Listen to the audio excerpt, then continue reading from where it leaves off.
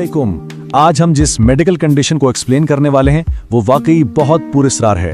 तसव्वुर करें जिस्म का सबसे बड़ा मुदाफाती मुहाफिज बिल्कुल खामोशी से अपना काम छोड़ दे, लेकिन अपनी जगह से हिले भी ना। आज इस एक्सप्लेनर में हम इसी साइलेंट इम्यूनो डिफिशियंसी यानी फंक्शनल एस्प्लेनिया की गहराई में जाएंगे। सोचिए जरा, क्या हो अगर जिस्म का कोई अहम हिस्सा बगैर किसी सर्जरी या चोट के अचानक से काम करना बंद कर दे। जिस्म को लगता है जैसे वो वहां है ही नहीं। दिफाई निजाम का एक निहायत अहम पिलर यानी हमारा स्प्लीन, जिसे हम तिल्ली कहते हैं, वो बस चुपचाप अपनी ताकत खो देता है और हमारी इम्यूनिटी की सबसे मजबूत दीवार समझ लीजिए गिर जाती है। अब यहाँ दो चीजें समझना बहुत जरूरी है।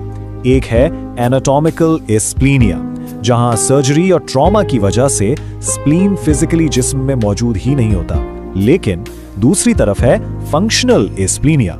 इसमें स्प्लीन अपनी जगह पर यानी लेफ्ट हाइपोकॉन्ड्रियक रीजन में बिल्कुल मौजूद होता है, लेकिन फायदा कंप्लीटली जीरो। वो बिल्कुल कोई इम्यूनोलॉजिकल प्रोटेक्शन नहीं दे रहा होता, एक नकारा हिस्सा बनकर रह जाता है। और सच पूछें तो ये ज्यादा खतरनाक है क्योंकि ये अक्सर पहचाना ही नहीं जाता। चलिए सबसे पहले बात करते हैं हिस्सा पहला, द इम्यूनोलॉजिकल कमांड सेंटर की।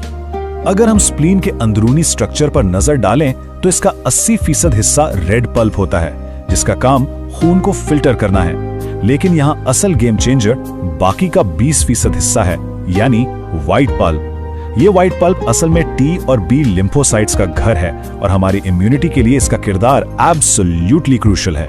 तो एक हेल्दी स्प्लीन असल में करता क्या है? सुनिए, ये रोजाना तकरीबन 350 लीटर खून फिल्टर करता है।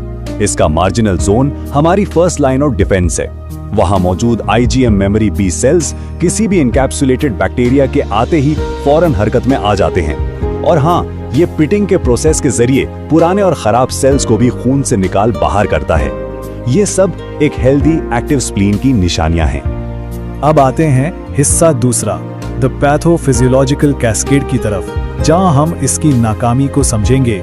ये फेलियर अचानक नहीं होता, ये एक पूरा कास्केड है। सबसे पहले स्प्लीन का अंदरूनी ढांचा तबाह होता है, जिससे वो अहम IgM memory B cells completely खत्म हो जाते हैं। फिर आता है दूसरा step, first pass filtration fail हो जाती है, मतलब बैक्टीरिया खून में आते हैं और पकड़े ही नहीं जाते। तीसरे कदम पर टफसिन और प्रोपेडन जैसे अहम ऑप्सोन्स की शदीद कमी हो जाती है और हमारे मैक्रोफेजेस बेचारे धोखे का शिकार हो जाते हैं। इन सब का नतीजा बैक्टीरिया तेजी से खून में फैलते हैं, जिसे हम ओवरवेलमिंग बैक्टीरियमिया कहते हैं। अब ये जो नंबर्स है ना 50 से 70%, ये सिर्फ नंबर्स नहीं है, ये एक दिला देने वाली वार्निंग है।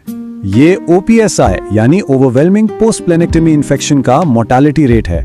मतलब स्प्लीन फेल होने के बाद अगर इन्फेक्शन फैल जाए तो दुनिया की बेस्ट मेडिकल केयर के बावजूद जान जाने का खतरा इस हद तक बढ़ जाता है। वाकई एक तशवीशनाक हकीकत है ये। इसलिए कहते हैं कि ओप्सिस लिटरली एक जानलेवा मेडिकल इमरजेंसी है। इसकी शुरुआत महज चंद घंटों में होती है।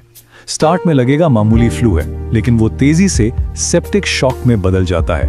और इसमें सबसे बड़ा दुश्मन स्ट्रेप्टोकोकस निमोनिया नाम का बैक्टीरिया है। सबसे अहम टेक अवे यहाँ ये है कि ऐसे मरीजों में 38 डिग्री सेल्सियस से ऊपर का मामूली सा बुखार भी फौरन एक मेडिकल इमरजेंसी समझा जाना चाहिए और एग्रेसिवली हॉस्पिटल में इसकी असेसमेंट होनी चाहिए।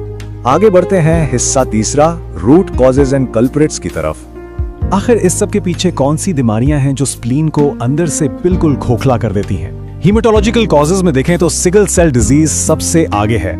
ऑटोइम्यून अमराज की बात करें तो लूपस इसका बड़ा कल्प्रिट है। गैस्ट्रोइंटेस्टाइनल कॉजेज में सीलिएक डिजीज एक बहुत बड़ा फैक्टर है। और फिर आयाट्रोजेनिक कॉजेज आते हैं, यानी मेडिकल ट्रीटमेंट्स जैसे रेडिएशन थेरेपी। ये सब चीजें स्लोली बट श्योरली इस अहम ऑर्गन को फेल कर देती हैं। यहाँ एक मेडिकल टर्म समझना बहुत जरूरी है, ऑटोस्प्लेनेक्टमी।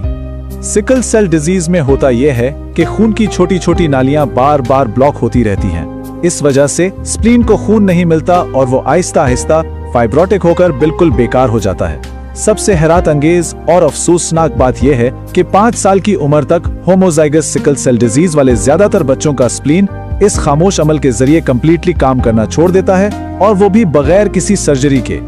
सीलियाक डिजीज के हवाले से एक बहुत दिलचस्प क्लिनिकल पर्ल है। गैस्ट्रोइंटेस्टिनल मसाइल में ये सबसे आम वजह है।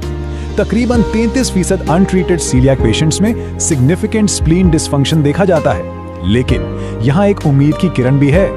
अगर स्ट्रिक्ट ग्लूटेन फ्री डाइट अपनाई जाए तो ये कंडीशन पार्शियली रिवर्स हो सकती है। जी हाँ, स्प्लीन दोबारा अपना काम शुरू कर सकता है। चलिए हिस्सा चौथा देखते हैं, डायग्नोजिंग द डिसफंक्शन। अब इस खामोश बीमारी को पकड़ा कैसे जाए? ब्लड स्मीयर पर नजर आने वाला ये क्लासिक ट्रायड असल में स्प्लीन के फेल होने का सबसे बड़ा सबूत होता है। Number 1, Howell Jolly bodies. Number 2, target cells जिनकी शक्ल बिल्कुल बुलजाय जैसी होती है। और नंबर 3, थ्रोम्बोसाइटोसिस यानी खून में प्लेटलेट्स की तादाद का एबनॉर्मली बढ़ जाना। ये तीनों साइंस मिलकर चीख कर बता रहे होते हैं कि स्प्लीन ठीक से काम नहीं कर रहा। इन सब में सबसे ज्यादा खास हावल जॉली बॉडीज हैं। ये दरअसल रेड ब्लड सेल्स के अंदर बच जाने वाले छोटे डार्क न्यूक्लियर टुकड़े होते हैं। एक नॉर्मल हेल्दी स्प्लीन इन्हें अपने पिटिंग फंक्शन के जरिए निकाल बाहर करता है। अगर किसी की उम्र 7 दिन से ज्यादा हो और उसके ब्लड टेस्ट में ये बॉडीज दिख जाएं, तो समझ लीजिए ये फॉर श्योर एक रेड फ्लैग है कि स्प्लीन ठीक से काम नहीं कर रहा और इमीडिएटली मजीद टेस्टिंग की जरूरत है। अगर इन बेसिक टेस्ट से पिक्चर क्लियर ना हो तो एडवांस्ड लैब टेस्ट का सहारा लिया जाता है। पिटेड आरबीसी काउंट इसका गोल्ड स्टैंडर्ड फंक्शनल टेस्ट है। इसके अलावा फ्लो साइटोमेट्री के जरिए उन अहम आईजीएम बी सेल्स की कमी को मापा जाता है और न्यूक्लियर मेडिसिन में स्कैन्स इस्तेमाल होते हैं। पता है यहाँ सबसे ट्रिकी बात क्या है? अक्सर अल्ट्रासाउंड पर स्प्लीन का साइज बिल्कुल नॉर्मल लगता है, लेकिन इन एडवांस टेस्ट से अंदर की हकीकत यानी फंक्शनल फेलियर का पुख्ता सबूत मिल जाता है।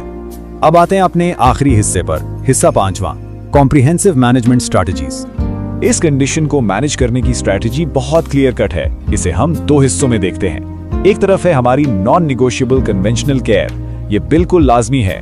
इसमें न्यूमोकॉकल, मेनिंजोकॉकल और हिब की वैक्सीन्स और प्रोफाइलैक्टिक एंटीबायोटिक्स शामिल हैं। इस पर तो भाई कोई समझौता हो ही नहीं सकता। दूसरी तरफ आते हैं सपोर्टिव नेचुरल एडजंक्ट्स।